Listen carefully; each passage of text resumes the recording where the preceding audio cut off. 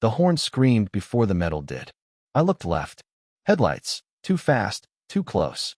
Then everything folded. I always thought risk lived in spreadsheets. Senior financial analyst, Columbus, Ohio. 5 years married, 2 cars, 1 mortgage, steady routines. My life was a neat bar chart. Green lights meant go. That night, a red light meant nothing to the guy doing 70. Impact is a sound you feel, like your ribs learning your name. The driver's side crushed inward, glass snowed across my lap, and the door hugged my hip like a bear with bad intentions. I had a thought as odd as it was simple. If I survive, I'm going to count my breaths. 1, 2, sirens. At Grant Medical, fluorescent lights turned time into soup. X-rays, scans, murmurs. A nurse cut away my jeans. I saw the angle of my left leg and decided to stop looking. Pain arrived late, like a rude guest, loud and sure I'd make room. I did. Dr. Sue introduced himself with calm eyes and clean hands. He spoke like a metronome. Bones stabilized. Multiple fractures in both legs. Nerve involvement they couldn't map tonight. He couldn't tell me when I'd walk normal again, if ever. Many months, he said, maybe longer. We'll focus on pain control, preventing clots, then movement. I nodded because nodding was the only movement I owned. Melissa stood at the foot of the bed, fingers wide around her phone. She said we'd get through this. She said it again, louder, like volume was courage. My parents arrived, faces drained but steady. Her parents texted prayers and heart emojis. I thanked everyone and counted my breaths again. The first night was a carousel of beeps, vitals, and medicated fog. I learned how to sleep in 4-minute slices. I learned how shame feels when a nurse helps you with a thing you never imagined needing help with. I learned which ceiling tiles were cracked and how many steps echoed in the hallway before a shift change. Ever tried measuring your life in footsteps you can't take? Day 2, rods and screws. The surgeons mapped my bones like a construction site, then built the new frame. I woke to a body that felt rented. Dr. Sue was there again. The surgery went well, he said, careful with the word well. Normal was not on the table. He gave me the timeline nobody believes until it becomes their calendar. Weeks in bed, wheelchair, gradual weight bearing, physical therapy that would make me curse and then thank him. I told him I wasn't much for cursing. He smiled like he'd heard that before. Days slid. Pain dulled from scream to steady hum. Nurses taught me the choreography of dependency. How to pivot without planting a foot. How to ask for help without apologizing every time. Melissa brought fresh t-shirts and a charger. She adjusted my pillows with careful hands. She posted a photo of us, me pale, her brave, captioned, "We've got this." My mother cried in the hall and apologized for it. I told her she never had to apologize to me again. On day 11, the social worker said the word discharge like it was a party. The plan was simple: a ramp for the front steps, a rented chair, a shower bench, meds sorted into plastic. Home health for a bit. Follow-ups with Dr. Sue. I signed my name with a hand that finally stopped shaking. 3 weeks after the crash, they wheeled me to the loading zone. 2 casts from hip to ankle. Purple bruises blooming like bad art. Melissa held the door, smiled at the nurses, and told my parents she'd take the first night shift. Everyone praised her. I did too. Gratitude is easy when you need someone to turn you. The ride home was slow and quiet. Columbus looked different from that low angle. More sky, less control. Our street opened up like a mouth I wasn't sure would welcome me. The ramp Jordan installed waited on the porch, neat and solid. He met us at the curb, lifted with care that made me feel both respected and small. Inside, the living room had been rearranged around my chair like I was a new coffee table with opinions. Dr. Sue's words echoed while Melissa straightened a throw blanket. Many months, maybe longer.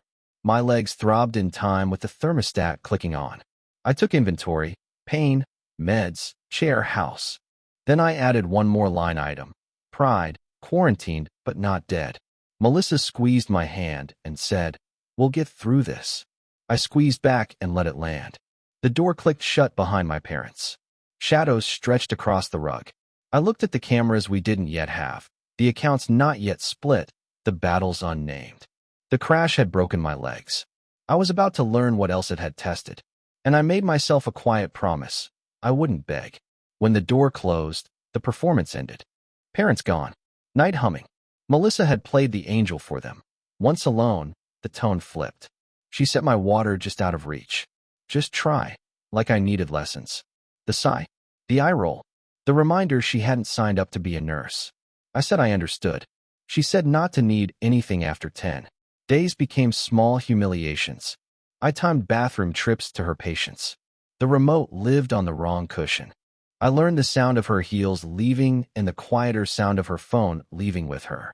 Week 1, home most nights. Week 2, girls' nights.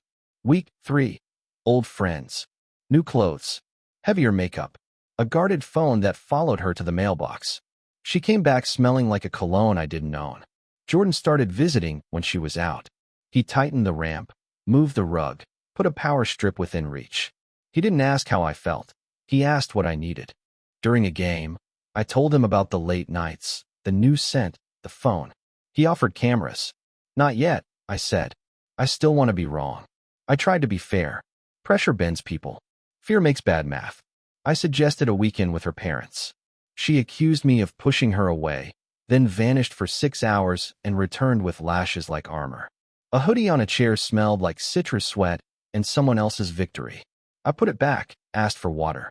She handed me a bottle without looking. Pace yourself, like thirst was a character flaw. Thursday, Dr. Sue adjusted a brace and said healing hates calendars. At home, Melissa checked her reflection more than my casts. Her phone lit. So did she. Nights split into quarters, sleep, pain, silence, guessing. She stood in the doorway and tossed fragments that didn't add up. A coworker's birthday, a spin class, a bar that didn't match the scent. The house kept score, keys, drawers, the sticky cough of a shopping bag. Would you have seen it sooner? At 12:41, her keys slid into the lock. Another set of footsteps paused on the porch, confident, patient, like they belonged. The hallway light bloomed. I sat very still and waited to learn whether I was still the man of my house, or just the furniture. The second set of footsteps didn't knock. It waited, confident, patient, like it had a key to my life. Melissa walked in first, laughter loaded. A man trailed her, palm on the small of her back. Jim's shoulders. Bar smile.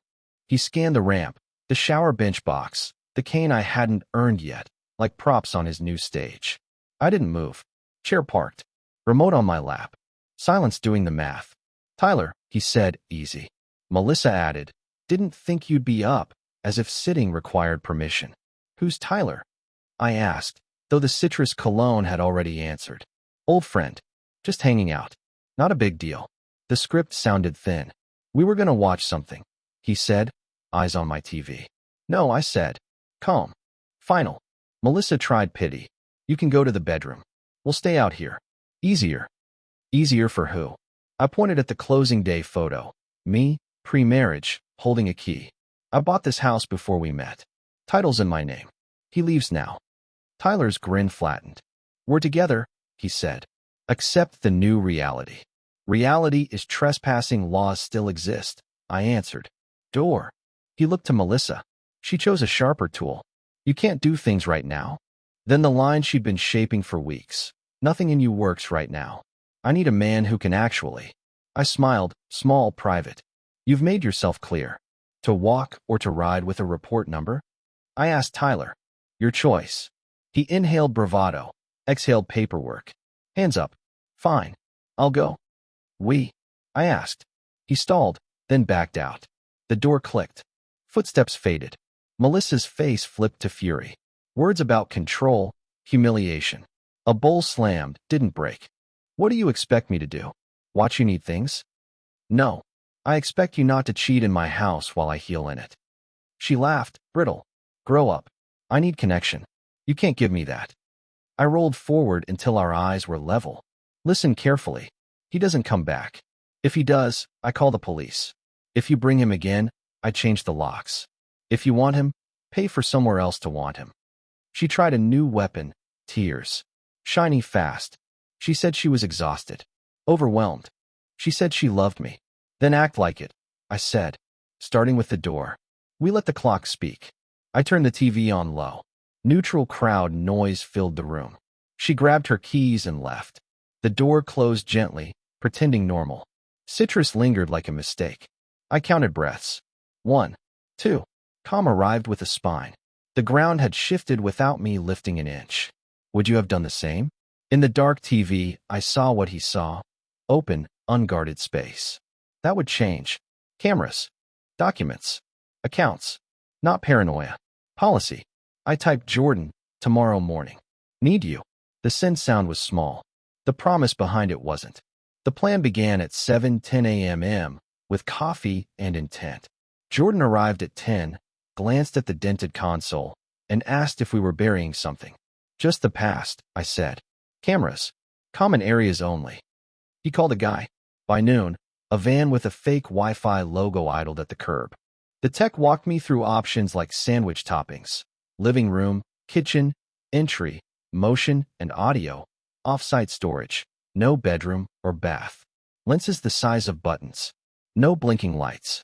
We set silent alerts, continuous recording, and a private email for logins. 3 windows into my house I could open from anywhere. At 1:40 I called the bank. Individual savings. Home visit if possible. Policy paused. A person answered. Carla Reyes could come at 4. While we waited, Jordan and I handled paper like it was evidence. Birth certificate, marriage certificate, taxes, retirement, deed. Scans to an encrypted drive. Hard copies into a gray banker's box that told no stories. Destination, my parents' top closet, behind winter quilts. She wouldn't look there. She didn't look up. Carla arrived with a leather folio in a steady manner. We opened the account, redirected direct deposit, and moved a fair portion of joint savings. Documented, lawful, boring. She photographed my ID and explained how this would read when conversation became case. Sandbags before the river noticed the rain. Attorney Patel called at 5. Calm voice. Sharp ears. I gave him the crash, the legs, the Tyler tour, the sentence about being useless. He liked premarital, sole title. His checklist was a fire drill. Don't lock her out. Don't threaten. Document everything. Preserve messages. Say nothing in anger. I could work with disciplined silence. Melissa texted at 5:42. Late. Don't wait up. A photo, wine glass, mirror a second eye. People make your job easy when they underestimate you. Jordan loaded the gray box into his trunk. I asked him to talk me out of removing the cameras if I ever asked. You won't, he said, then left the house to breathe on its own. At 9:13 the kitchen cam pinged. Ice maker. I laughed once and realized I'd been holding my breath since noon. Midnight brought the usual inventory, silence, the fridge hum, my legs pulsing like hazard lights. At 12:19, her headlights washed the porch. She came in soft, careful not to wake the furniture.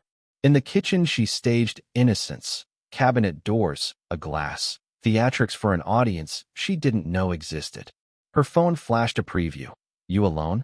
She smiled at nothing and typed, 10 more, then flipped the phone face down. At the key bowl, she paused like memory had tapped her shoulder. 2 fingers stirred brass. The spare to the deadbolt gleamed once. She rolled it in her palm, slid it into her purse, and whispered, Don't be obvious, to no one. The kitchen mic caught the tiny jingle. The living room lens caught the angle of her mouth. I watched from a quiet place inside my chest. Not rage. Confirmation. Clean as a signed receipt. She scrolled through photos. Gym mirror, citrus haze. Did nothing for a long time, which is a kind of doing. At 12:41, she read another preview. Got the key? Teeth now, yes. She typed without saying it. Yes. Tomorrow. She wiped a spotless counter, rinsed in and used glass, and drifted down the hall. Lights off. Motion stopped counting. I rewound, clipped the key moment, labeled it, and saved it twice. Quiet men win with labels. Would you have waited, or blown it up right then? Morning placed the gray box in my parents' closet. The new account had a routing number she didn't know. The cameras watched what I couldn't. Patel had my checklist. Systems beat chaos. Lines were no longer theoretical. Dr. Sue's office texted, increase quad sets, add hourly ankle pumps. Movement would come when it came. Control had already started. At 8:17, Melissa, bringing dinner. You want tomato basil soup? Irony finally had a flavor. I typed one line, bring whatever you want, set the phone face down, open the feeds, and let the house tell me the truth. The timer on my core set was still ticking when the door opened. Rubber soles. A laugh that didn't belong. Citrus first, then Tyler. I was on the floor mat, doing the slow burn Karen prescribed. Melissa breezed in, Tyler behind her, hand on her back like he'd paid rent. She said they'd hang out here, and I could will to the bedroom. Furniture again. I finished my breaths, slid into the chair, and kept my voice level. This is my home. He leaves. Tyler stepped closer, selling a new reality. They were together now. Accept it. Melissa sharpened it. What I couldn't do, who I couldn't be, and then the cut she'd been shaping for weeks. Nothing in you works right now. Silence did the math. I dialed.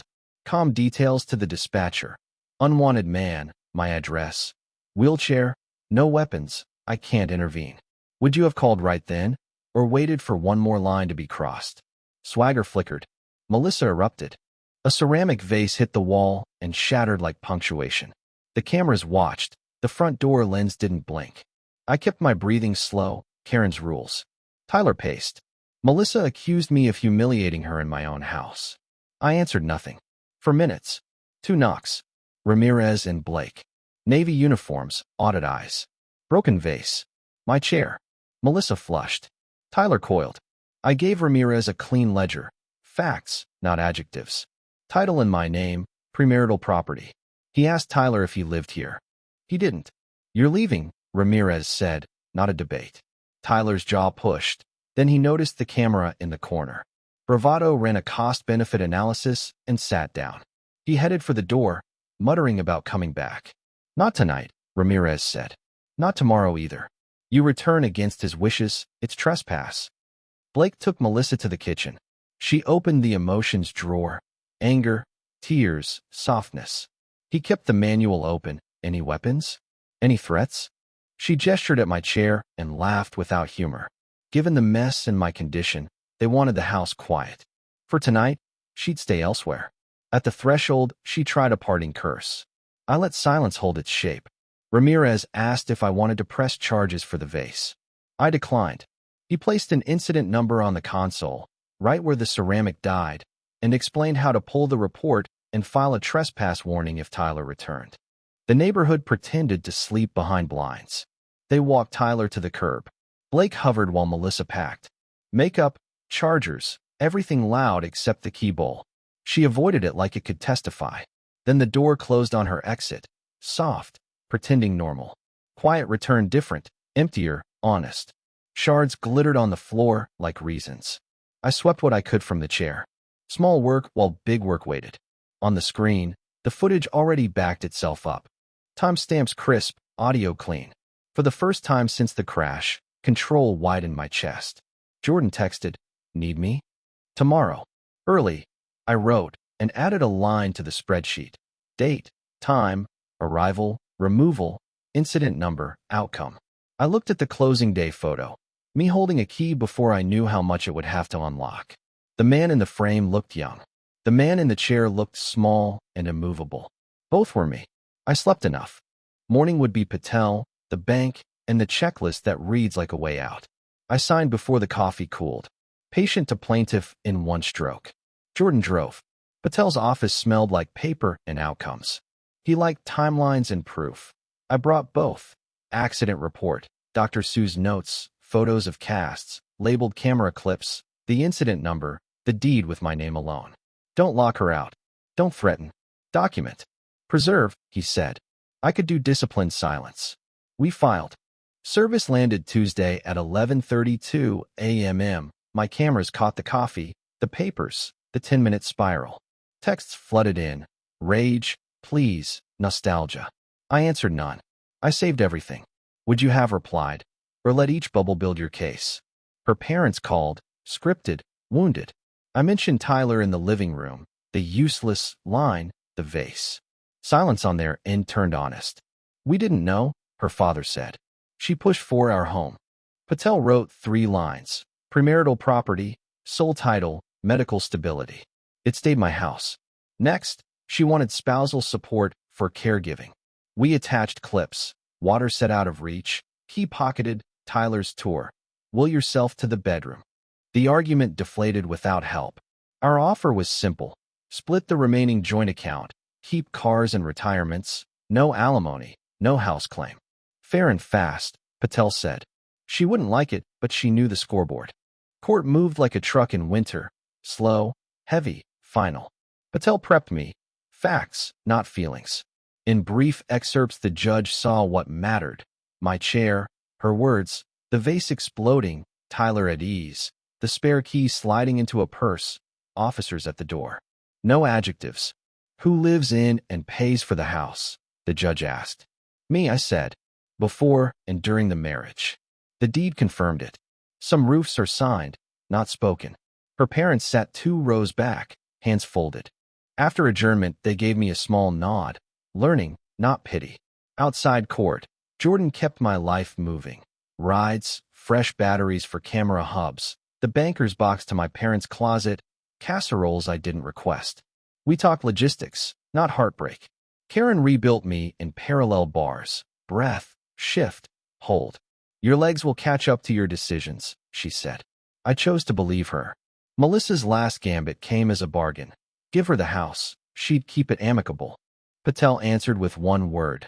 No, and reattached our original terms. She signed 3 days later. Her final voicemail tried every key. Apology, threat, memory, curse. I labeled it and never pressed play again. The decree arrived on a blank Thursday. No confetti, just names in the right places. She kept her car and personal items, took her share of the joint account we'd already documented. I kept the house, my retirement, and the quiet you can hear. I opened the front door and let autumn move through something that was still mine. Not triumph, cleanliness. Jordan texted, done? I sent a photo, done. That night, I slept without sirens in my head. In the morning, Karen added a new line. Stand, hold, breathe, sit. 10 seconds. My quads shook, my spine didn't. Pain stayed, but it stopped sounding like fear. On paper, the war ended. The next battle was older and slower, the one where I earned back my steps.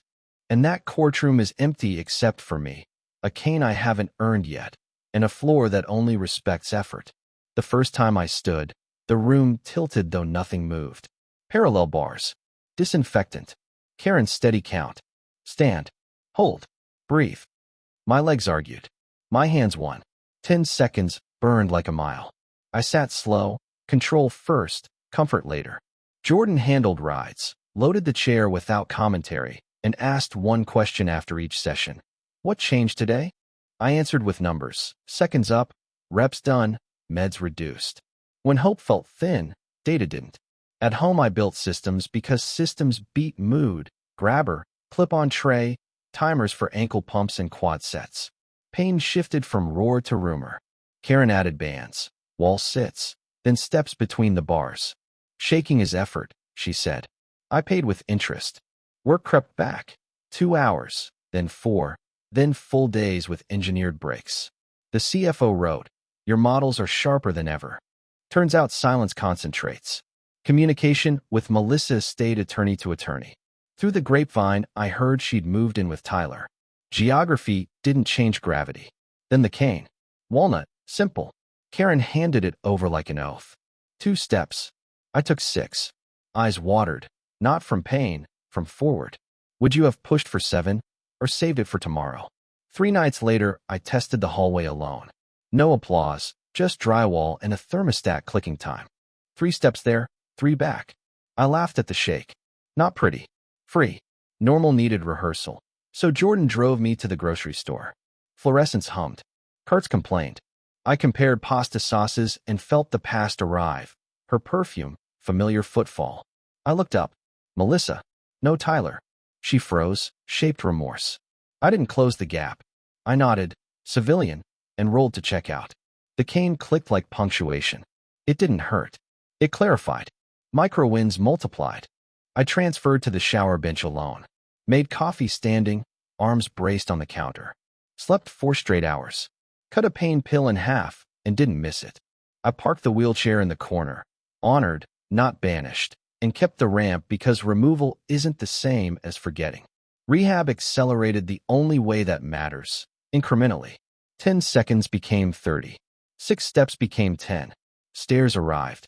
My teeth hissed a language Karen understood. You're different, she said. Not just stronger. Calmer. Calm starts when begging ends. The promotion came quietly.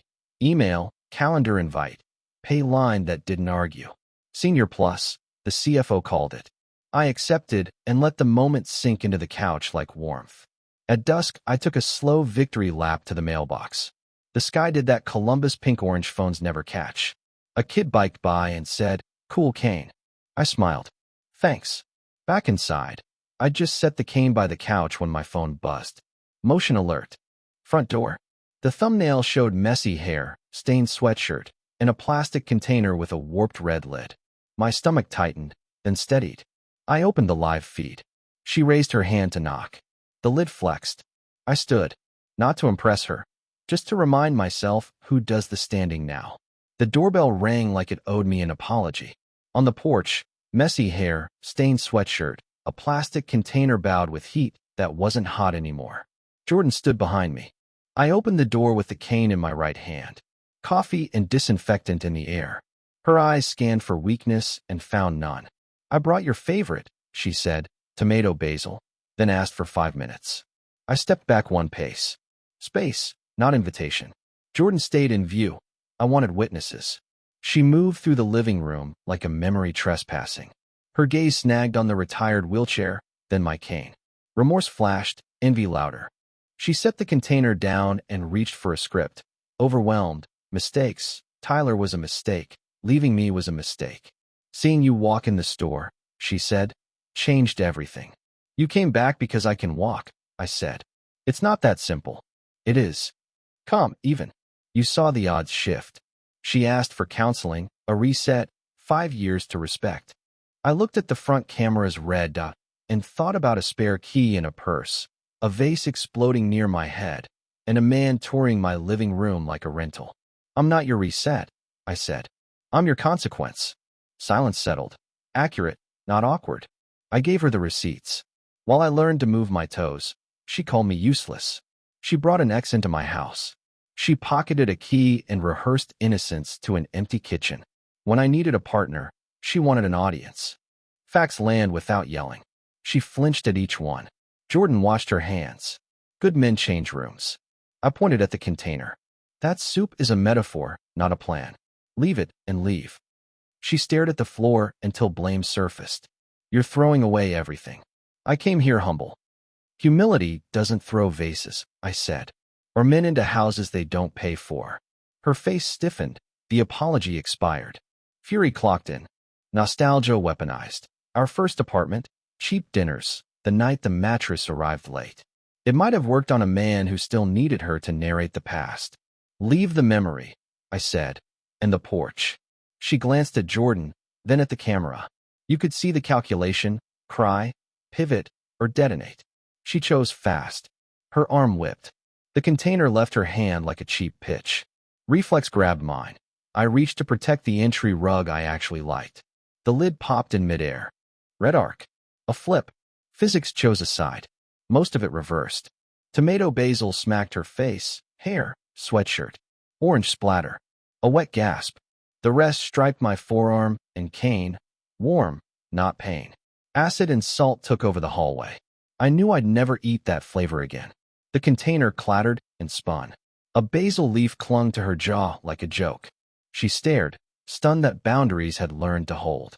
Jordan slid a half step forward. Not aggressive, protective. He gave me a towel without taking his eyes off her. I wiped my arm. The cane stayed steady. You made me spill it, she said, pitching innocence. You grabbed at me. Your arm through. Jordan answered level. His hand tried to save the floor. The camera saw it. She looked up at the lens, red dot, unbothered. Her anger swung at reality. I'm not leaving, she said. Not until you understand what you're losing. Calm expanded in my chest, the kind you earn with parallel bars and boundaries.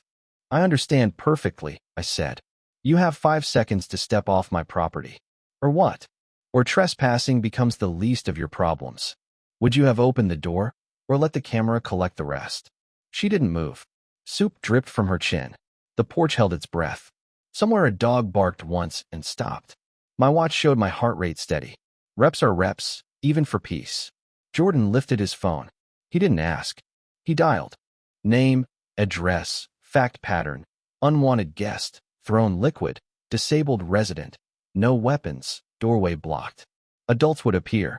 She tried to edge past me. I set the towel down and squared the cane, a metronome for breath. Leave, I said one last time. She planted her feet like a bad decision. Far off, blue began to bloom. Lights don't whisper, but they announce. The front camera caught their reflection in a parked car as they turned onto our street. This wasn't about punishment. It was about distance.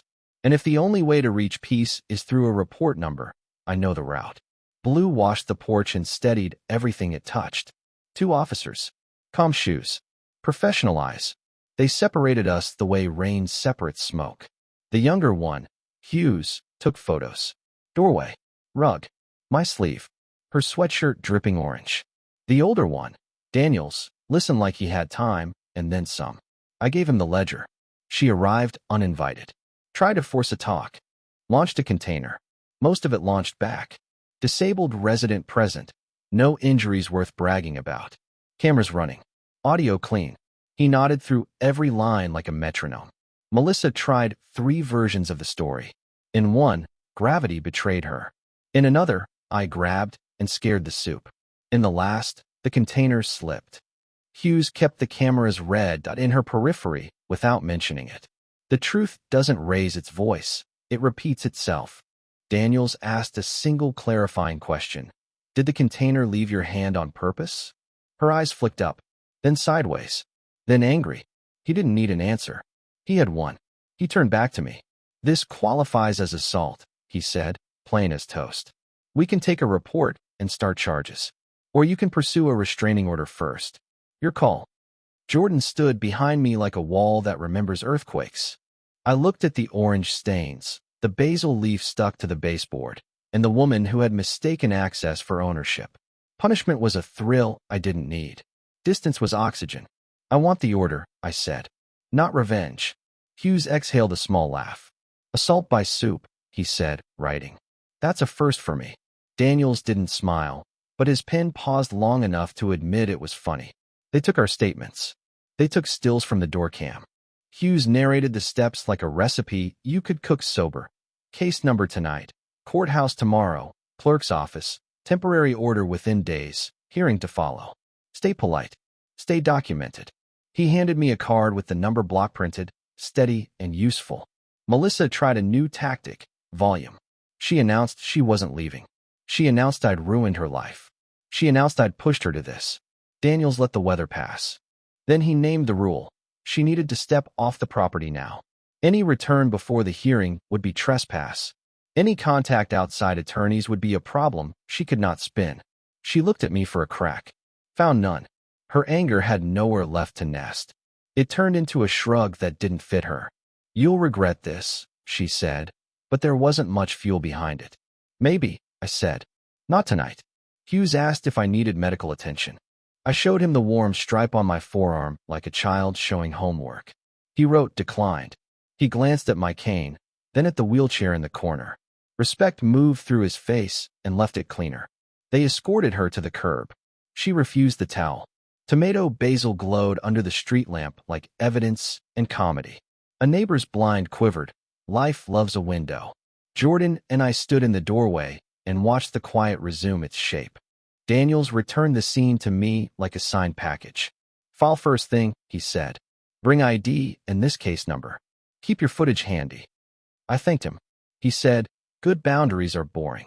Stay boring, and left. The house exhaled. I wiped the floor, then the baseboard, then my forearm, in that order. The smell was stubborn.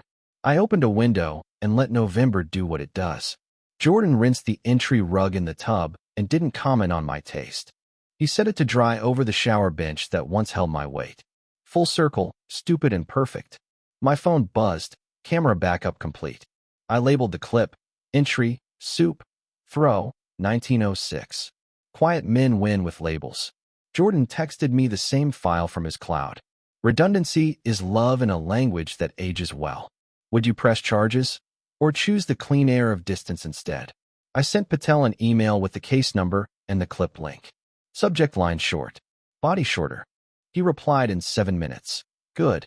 Courthouse at 9 a.m. I'll meet you there. Jordan checked my watch. Heart rate steady.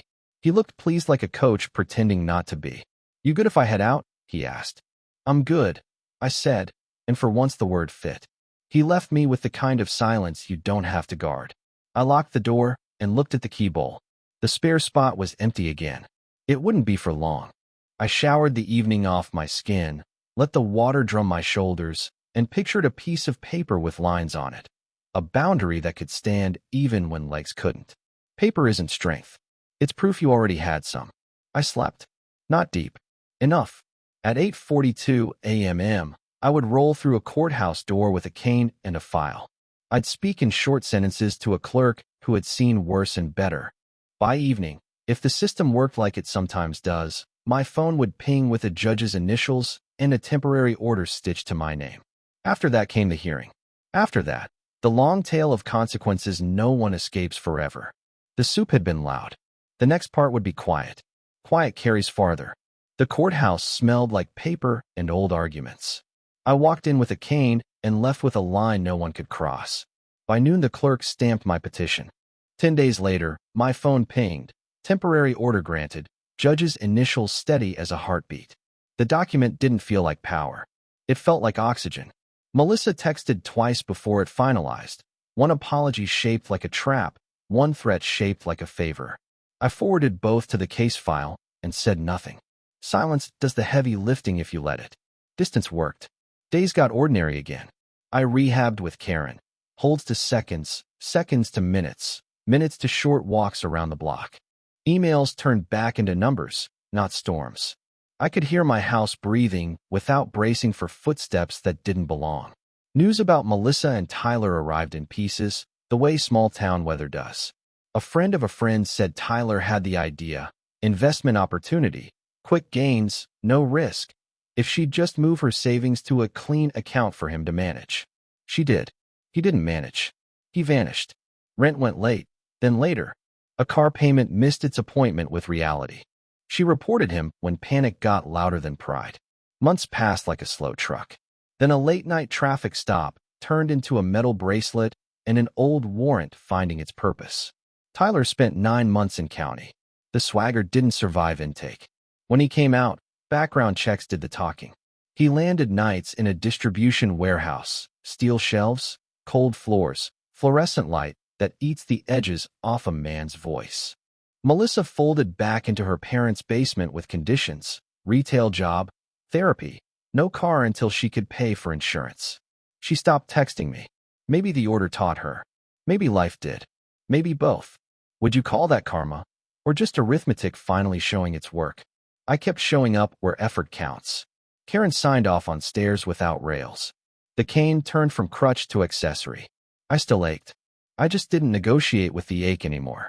Work expanded to full-time plus challenges I would have dodged before. I slept through the night enough times to forget how rare that once felt. 7 months after the divorce, the CFO called it a re-level. I called it finally being measured by the right ruler. Title bumped. Compensation adjusted. My calendar filled with decisions rather than apologies for being out. I accepted the meeting invite and took the afternoon to breathe like a man who'd earned his air. The wheelchair stayed in the corner like a retired jersey. The ramp remained. Respect and removal aren't the same thing. I kept the cameras, less for fear than for the way truth behaves when it knows it's seen. The key bowl had one spare again, labeled, logged, boring. Good boundaries are boring. I've learned to love boring. Somewhere between winter and spring, I noticed my hands resting open on the couch instead of clenched. I cooked badly and ate happily. I walked past the pasta aisle without scanning for cologne. I heard a song we used to play and didn't have to leave the room. 14 months alone taught me the shape of my own voice. Then I met someone good in a simple way. We bumped carts in a hardware aisle, paint chips, not fate, and laughed at the same crooked edge on the same swatch of blue. She listened without trying to edit. When I told her about the rods in my legs, she nodded like I'd mentioned old weather. We took it slow because slow is how real things prove themselves. On a rainy Sunday, I stood at the mantel and changed the frame order. Closing day still stayed up front. Me and that key, before any of this. Next to it, a quiet photo from a park bench. My cane leaning on my knee, a coffee in my hand, the skyline soft behind me. Not a victory shot. Just a life, mid-sentence. I still see Dr. Sue twice a year. He taps my knee and watches the reflex like a coach checking game film.